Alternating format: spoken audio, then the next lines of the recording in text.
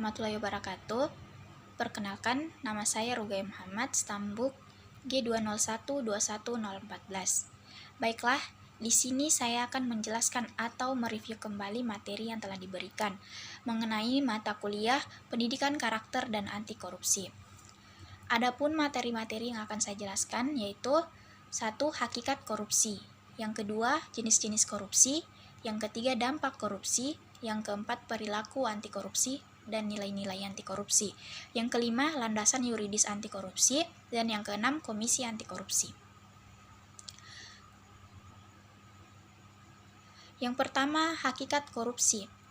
Hakikat korupsi adalah bentuk perilaku menyimpang yang terjadi pada orang-orang yang mempunyai kedudukan atau memegang jabatan publik, serta pelakunya dapat dipastikan merupakan pribadi yang mempunyai latar belakang pendidikan yang tinggi dan berasal dari lapisan sosial menengah ke atas. Korupsi secara harfiah merupakan sesuatu yang busuk, jahat, dan merusak. Secara harfiah, korupsi mempunyai pengertian yang luas. Yang pertama, penyelewangan atau penggelapan uang, negara atau perusahaan, untuk kepentingan pribadi dan orang lain. Dan yang kedua, memakai barang atau uang yang dipercayakan kepadanya dapat disogok melalui kekuasaan untuk kepentingan pribadi. Tindak pidana korupsi dalam kamus hukum diartikan sebagai perbuatan curang, tindak pidana yang merugikan keuangan negara. Adapun jenis-jenis korupsi. Yang pertama, penyuapan. Penyuapan adalah pembayaran dalam bentuk uang atau sejenisnya yang diberikan atau diambil dalam hubungan korupsi. 2. Penggelapan atau pencurian. Penggelapan atau pencurian merupakan tindakan kejahatan menggelapkan atau mencuri uang rakyat yang dilakukan oleh pegawai pemerintah, pegawai sektor swasta, dan aparat birokrat. Yang ketiga, favoritisme. Favoritisme dikenal juga dengan pilih kasih, merupakan tindak penyalahgunaan kekuasaan yang melibatkan tindak privatisasi sumber daya. Yang keempat, penipuan. Penipuan atau fraud dapat didefinisikan sebagai kejahatan ekonomi berwujud kebohongan, penipuan, dan perilaku tidak jujur. Jenis korupsi ini merupakan kejahatan ekonomi yang terorganisir dan biasanya melibatkan pejabat. Yang kelima, pemerasan. Korupsi dalam bentuk pemerasan merupakan jenis korupsi yang melibatkan aparat dengan melakukan pemaksaan untuk mendapatkan keuntungan sebagai imbal jasa pelayanan yang diberikan. Pada umumnya, pemerasan dilakukan from above, yaitu dilakukan oleh aparat pemberi layanan terhadap warga. Adapun dampak pada korupsi. Tindakan korupsi merupakan tindakan yang sangat merugikan negara. Korupsi mengakibatkan melambatnya pertumbuhan ekonomi negara, menurunnya investasi, meningkatnya kemiskinan, serta meningkatkan ketimpangan pendapatan.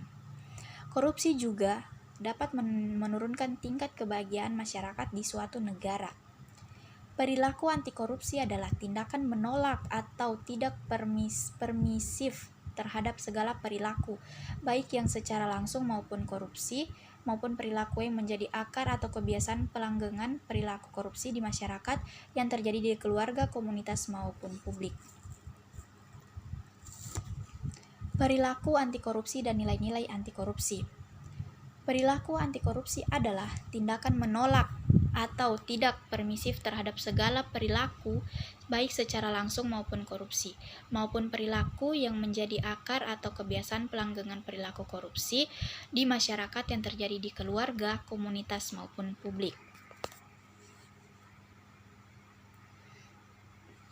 Nilai dan prinsip anti korupsi mengacu pada berbagai aspek yang dapat menjadi penyebab terjadinya korupsi, sebagaimana telah dipaparkan dalam bab sebelumnya. Dapat dikatakan bahwa penyebab korupsi terdiri atas faktor internal dan faktor eksternal. Faktor internal merupakan penyebab korupsi yang datangnya dari diri pribadi atau individu, sedangkan faktor eksternal berasal dari lingkungan atau sistem. Upaya pencegahan korupsi pada dasarnya dapat dilakukan dengan menghilangkan atau setidaknya mengurangi kedua faktor penyebab tersebut.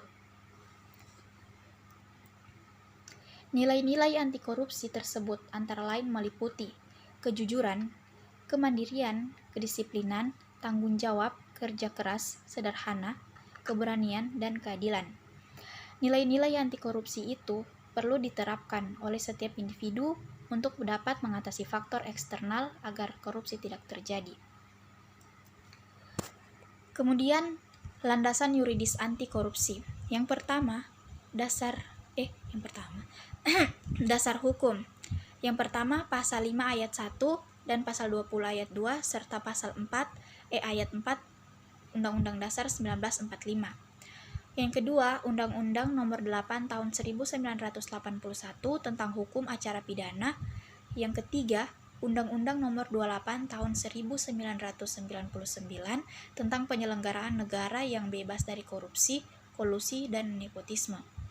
Yang keempat, Undang-Undang Nomor 31 Tahun 1999 tentang Pemberantasan Tindak Pidana Korupsi. Kemudian yang terakhir, Komisi Anti Korupsi. KPK adalah lembaga negara di Indonesia yang bersifat independen dan bebas dari pengaruh kekuasaan manapun. Lembaga ini dibentuk dengan tujuan meningkatkan upaya pemberantasan tindak pidana korupsi. Tidak hanya penindakan kasus korupsi, tetapi upaya pencegahan korupsi juga dilakukan KPK. Adapun wewenang KPK masih mengutip dari bab yang sama. Pada pasal 7 dijelaskan tentang wewenang yang bisa dilakukan oleh lembaga KPK, di antaranya mengkoordinasi penyelidikan, penyidikan, dan penuntutan tindak pidana korupsi, menetapkan sistem pelaporan dalam kegiatan pemberantasan tindak pidana korupsi. Itulah pemaparan materi dari saya. Mohon maaf jika salah kata. Akhir kata, wabillahi taufiq wal hidayah. Wassalamualaikum warahmatullahi wabarakatuh, dan terima kasih.